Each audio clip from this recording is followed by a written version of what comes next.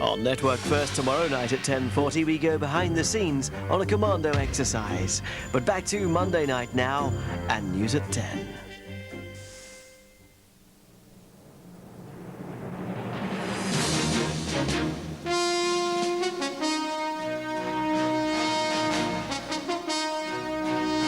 From ITN, News at 10 with Trevor McDonald. Major insists no change, no confusion over Europe. Anger at quarters Rosemary West, here's the evidence. Spectacular views from the superpower summit in space. And would you pay more for meat reared like this? Good evening. Just where the government stands on European monetary union was thrown into more confusion today. The word from Downing Street was, forget the interpretation put on a speech by the Prime Minister on Friday. In that speech, Mr. Major seemed to be talking about an extra hurdle to be cleared before Britain would consider abandoning the pound for a single European currency. But there is no extra hurdle. The government sticking to the terms of the Maastricht Treaty. Our political editor, Michael Brunson, reports. Time off tonight of a sort for the Prime Minister and Mrs. Major at the Conservative Winter Ball after a day when his European Balancing Act was tested to the full. What did he mean when he spoke last Friday of the right conditions for a single currency? And by the right economic conditions, the government does not only mean the Maastricht criteria. They are a necessary but not a sufficient condition to justify a single currency. Mr. Major himself said Kenneth Clarke, also at tonight's ball, would spell out what that sufficient and apparently extra condition is. And briefing from Central Office before the speech had raised the clear expectation that some new high hurdle blocking a single currency was in prospect. But aghast at the high hurdle stories, both those close to Mr. Clarke and the Prime Minister said no. The Maastricht Treaty itself talks of taking into account other things. But Eurosceptics like the whipless John Wilkinson quickly smelt a U-turn. Well, I think Mr. Major, the Prime Minister, has got to lay down a clear line. It's all very well sitting on the fence, trying to bridge virtually unbridgeable gaps. He has to decide where the destiny of this country and of the Conservative Party lies. In Brussels, former Tory Minister, now Commissioner Soleil Britain, supporter of a single currency, is also confused. It's a question of whether Britain is seeking to persuade its partners to add a further requirement before going on to economic and monetary union, or whether Britain is saying that it's imposing a further requirement on itself. I'm not sure yet which it is. The opposition's gone straight for Mr. Major on this. We can't go on like this. Britain needs a government that knows where it's going in Europe and knows what Britain can get out of Europe, and it's very important that we have a general election before those negotiations so we can get a government that's got a grip on the steering wheel. The more he tries to elaborate, clarify, and make absolutely emphatic, the more, in fact, he opens up the whole issue of reinterpretation or additions to his original position. All this, of course, on the back of clearly pro-European comments this weekend from Michael Heseltine and Jonathan Aitken hoping it would be an eternity before he had to vote on a single currency, though politicians should never say never, he said. Quite right, said Douglas Hurd in a speech tonight, they shouldn't.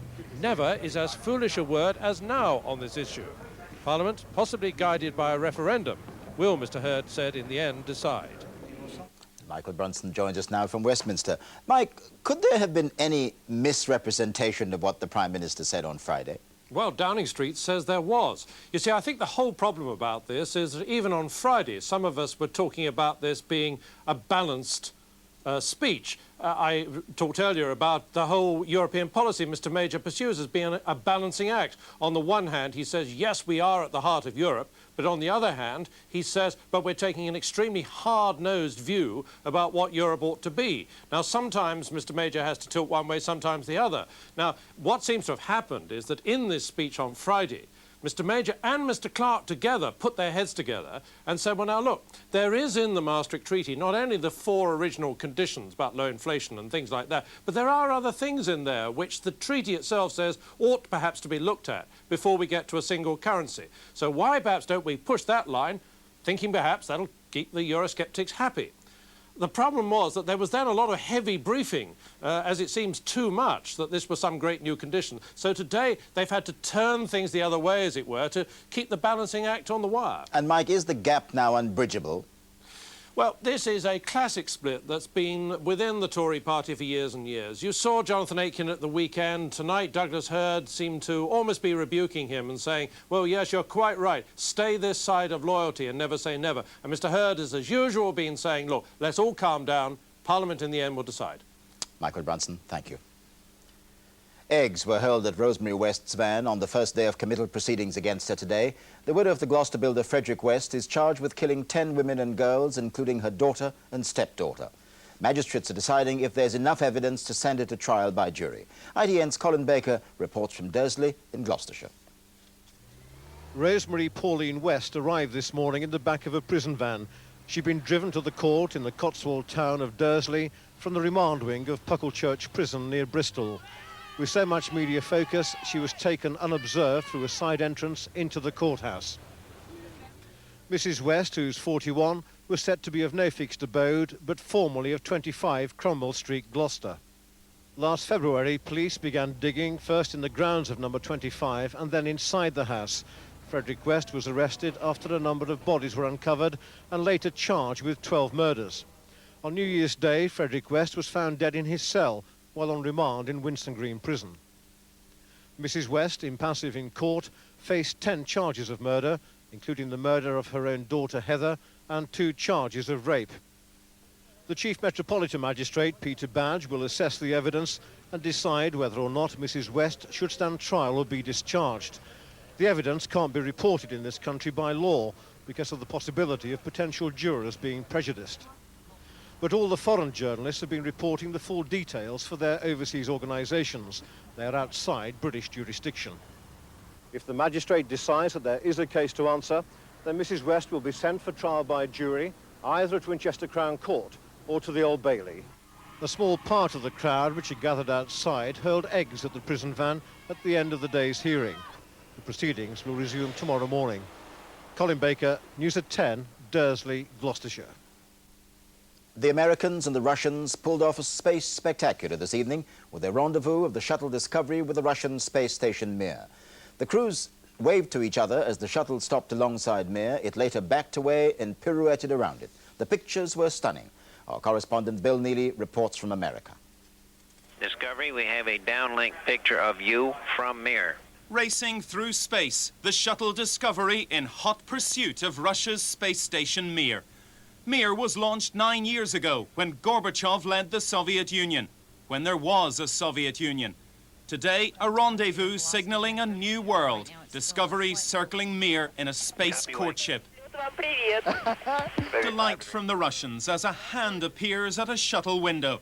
Inside, British astronaut Michael Foale guides the camera viewing Mir. Volodya was hearing Soup talking to Mir. The 3 cosmonauts inside Mir had waited a long time for this. Valery Polyakov has been in space for more than a year.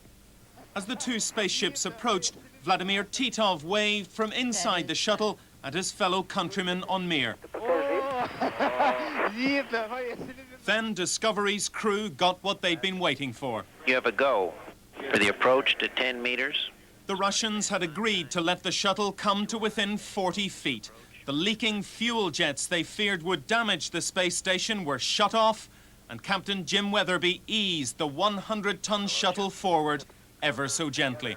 We are bringing our nations closer together. The next time we approach, we will shake your hand, and together we will lead our world into the As next they millennium. flew 40 feet apart at 17,000 miles an hour, the laughter came again and again.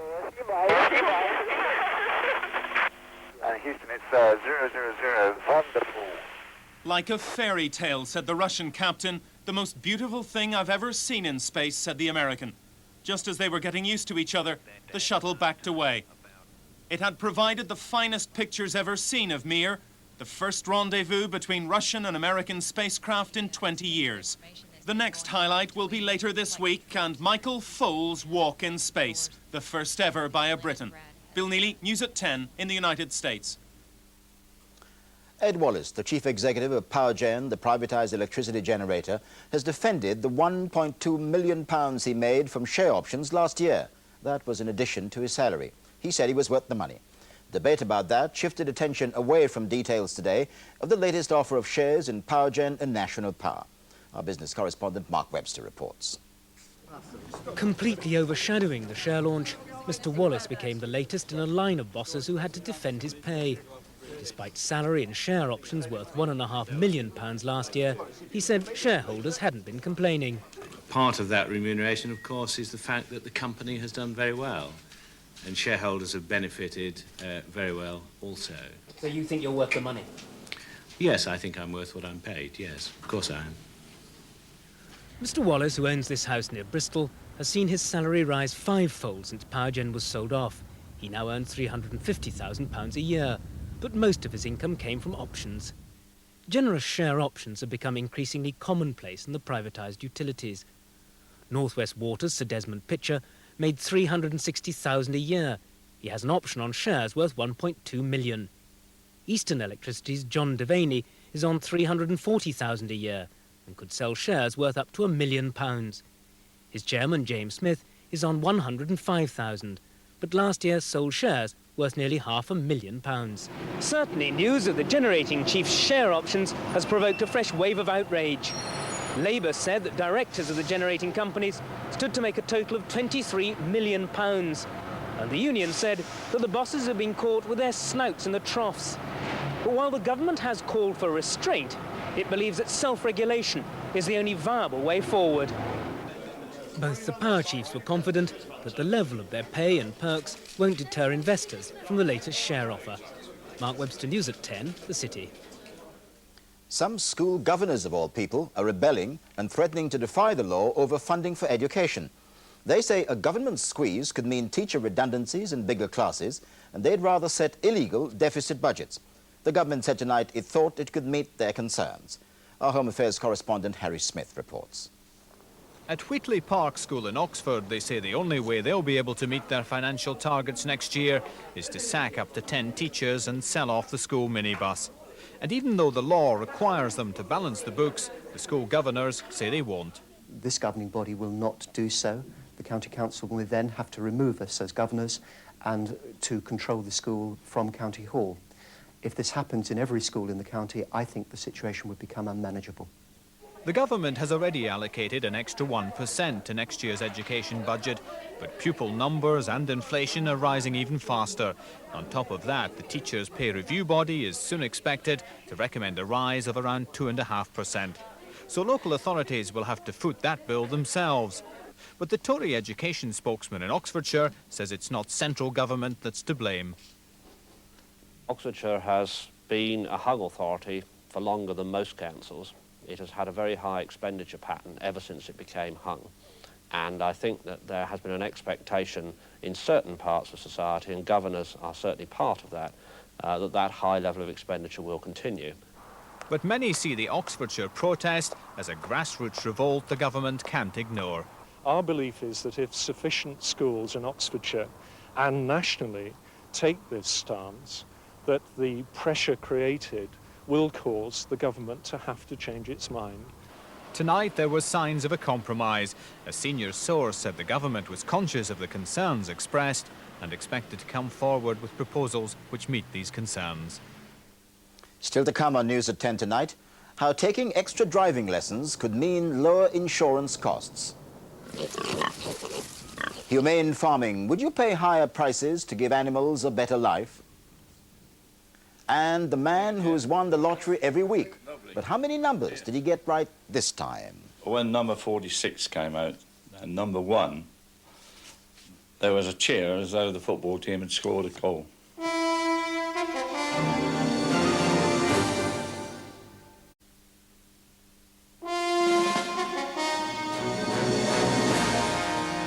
Welcome back. A worrying number of fatal car crashes involve inexperienced young drivers.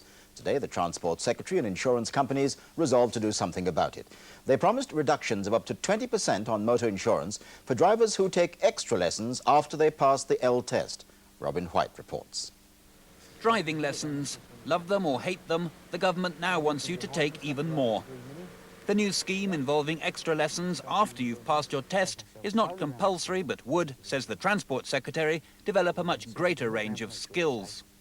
That syllabus will include such things as motorway driving, all-weather driving, night driving, and it will also put a premium on courtesy toward other road users. The government is aware of statistics which show that the younger you are, the more likely you are to have an accident. For every 65-year-old who has a crash, a 40-year-old is almost twice as likely to do so, and an 18-year-old 4 times as likely. Motoring organisations have broadly welcomed the scheme. Some insurance companies will offer cheaper rates to those who participate. Price reductions which will be welcomed by young drivers such as Jamie Tansey, who's just passed his test and is experiencing motorway driving for the first time. You have to react a lot quicker. The steering wheel's a lot more sensitive, obviously, because you're going a lot quicker. You've got to be quite aware of your braking distance. So basically, yeah, it's quite different. Others, however, are asking why such skills aren't included in the driving test in the first place. Robin White, News at 10, Central London. The Princess of Wales has begun a 4-day working visit to Japan with a tour of a children's hospital and a few words of Japanese. The crowds haven't been as large as when the Princess went there with the Prince of Wales in 1986. Our Asia correspondent Caroline Kerr reports from Tokyo. With her hair back to its usual style, the Princess made her first port of call at a Japanese children's hospital, which enjoys close links with Great Ormond Street in London. After an introductory lunch, she surprised her hosts with a short speech. Nihon no minasama konnichiwa. Matawai dekite urishiku omoimasu. Konomai nihon ni kite kara. Which apparently means I'm delighted to be here in Japanese. Her main purpose, though, was to sympathise with those caught in the recent earthquake. For the last 3 weeks, our thoughts have been with the children and families in Kobe and surrounding areas. My heart goes out for the victims of this savage natural disaster and, of course, to their families. Although the Princess is still well liked here, only tiny groups have turned up to greet her. It's a far cry from her first visit, when Tokyo was gripped by Diana fever. But then she was believed to be happily married. Now she's separated and the Japanese are less impressed. In a country where protocol is of such significance, the Japanese have at times seemed uncertain how to deal with the estranged wife of the British heir. It's a problem the Princess of Wales may have to become accustomed to, as she tries to establish for herself an independent role on the international stage. Caroline Kerr, ITN, Tokyo. Here, Cleveland police have launched a murder hunt for a teenage car thief who ran over and killed the 77-year-old owner of the car. Robert Inchcliffe was trying to stop the thief taking it from his driveway. Hartlepool police described it as an evil crime. The Royal Jewellers Garrard said today that some of the jewellery stolen in yesterday's raid did belong to the Queen of Norway. And Labour accused the Scottish Office Minister Alan Stewart of behaving like a lout today. It follows revelations that he grabbed a pickaxe when confronted with anti-motorway protesters yesterday. Mr. Stewart said he feared for his safety at the time. Time after time on News at 10 this year, we've seen demonstrations against livestock exports. Concern is clearly growing, not just about live exports, and not only from animal rights protesters. Many people who eat meat would prefer that it came from animals farmed as humanely as possible, animals not crated, not confined. But would they pay more? Richard Lindley has our special report. They're happy, contented pigs. They've got water, food, places to roam about. I think this is the way that pigs should be kept. Most people in Britain agree with Nigel Drury. 8 out of 10 say they'd pay a little more for meat from happy, healthy livestock. And now the RSPCA is giving pigs like these their seal of approval, the Freedom Food label. But the RSPCA's Freedom Food Code still permits these pigs to be kept inside in semi-darkness for virtually half their short lives. Wherever you draw any line of this type, there are bound to be critics who say the line is too low, the line is too high. We're trying to create a position to embrace as many animals as we can, to get better welfare conditions for as many farm animals as we possibly can. More than half the pig farmers in Britain don't yet match up to the RSPCA's standards of animal welfare. But other farmers, like the one who lives here, think the RSPCA is not being nearly tough enough. To them, Freedom Food is barely a nod in the right direction. Not all pigs under Freedom Foods would have what I regard as the glorious life they have here, where they hardly spend any time whatsoever inside. People in the organic farming world, I suspect, think that Freedom Foods really is a bit sloppy. They think that it is cutting corners, that its standards aren't quite as tight as they might be. Organic meat is produced under very strict conditions. The soil is kept free of chemicals and the animals are raised naturally. But there's only minuscule government help. So fewer than 1 in 100 British farmers have gone organic, and the meat they produce costs up to 30 pence in the pound more. It's very expensive to sell organic meat. In his Bristol restaurant, Barney Horton is starting to feature organic meat on his menu. I think the way organic meat is reared matters a lot. It matters to me, it matters to everybody who works in this restaurant. I think it's very important, and I think the conditions under which most animals are reared is not a happy condition. The way it's grown or reared is cruelty-free. It's good. There's no chemicals involved in it. Makes a difference to you? Yeah, tastes better too.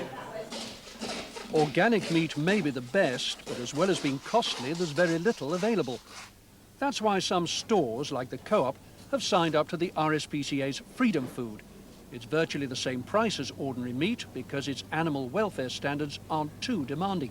The problem is if the standards are set too high, there just won't be enough stock available from the farms to go round. We can sell at the moment all that we can get hold of in this area, and we think we can rely upon the RSPCA to set standards that are acceptable to us, that are raising the overall standard of farming in this country. More people now do want to know that farm animals have led a decent life before they arrive at the slaughterhouse. But the evidence is that while we'll pay a little bit extra, we aren't yet prepared to pay enough to let pigs like these roam entirely free. Richard Lindley, News at 10, Norfolk.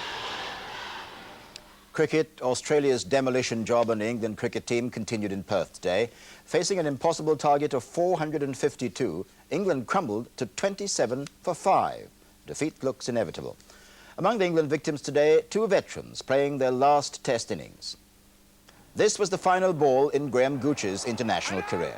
He'd made 4 runs. And it's the end for Graham Gooch. Mike Gatting fared only slightly better. He was comprehensively bowled for 8. Soccer and Aberdeen's manager Willie Miller was sacked today after almost 25 years with the club. His team has won only 5 matches this season, and they're second from the bottom in the Premier Division. Miller's assistant, Roy Aitken, will step in temporarily. Tonight's main headline is Downing Street's insistence that there's no confusion over Britain's stand on European monetary union. And finally, you might recall Arthur Kimberley, who we reported last Friday had a fail-safe system for winning the national lottery. He'd won something every week, 11 weeks in a row. But how did he do this Saturday? Joan Thurkettle went to find out. Thank you, Jim.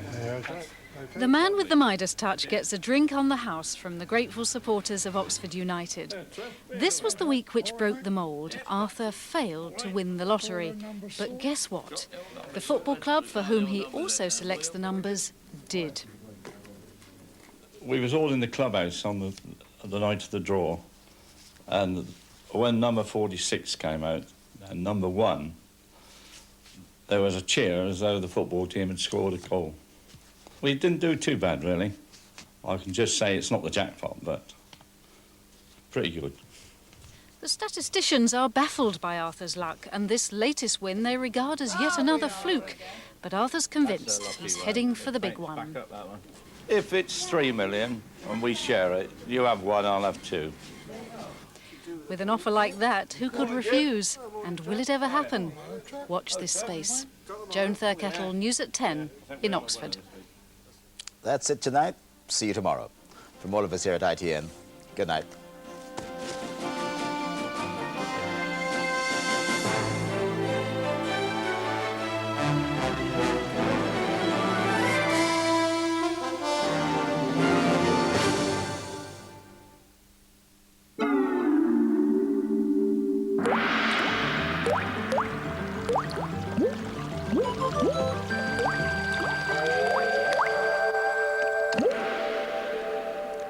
Hello, good evening. All this mild weather was too good to last, and now it's on the way out. It's becoming much colder from the north. In fact, that process has already started today. It got cold across northern parts of Scotland as this cold front moved on the scene. During the next few days, it's going to move further south. The colder conditions into northern England tomorrow, and then by the end of Wednesday, colder virtually everywhere, with some really sharp frost to come over the next few nights. Temperatures down to -4, even -8 in places. Not so tonight, though. Cold in the north, certainly, down to around -2, so a touch of frost there. A band of thicker cloud across northern parts of England, Northern Ireland, a few spots of rain from that.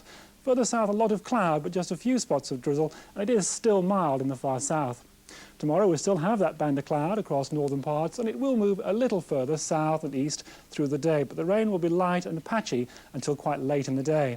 Brighter in the north, as you can see, but there are snow showers around because that's where it's much colder. Tomorrow's temperatures down to between 4 and 6 degrees, as you see there.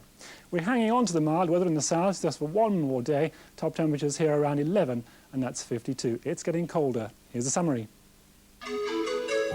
PowerGen, generating electricity for homes and industry, whatever the weather.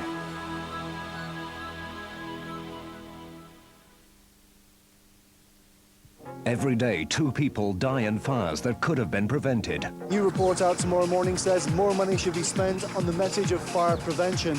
Ironically, though, as we will report, the one brigade that is doing just that faces big budget cuts. And how safe is your home from fire? Find out tomorrow on GNTV. In just a moment, there's a roundup of news from London tonight. And then we continue our Monday movie, Pretty Woman.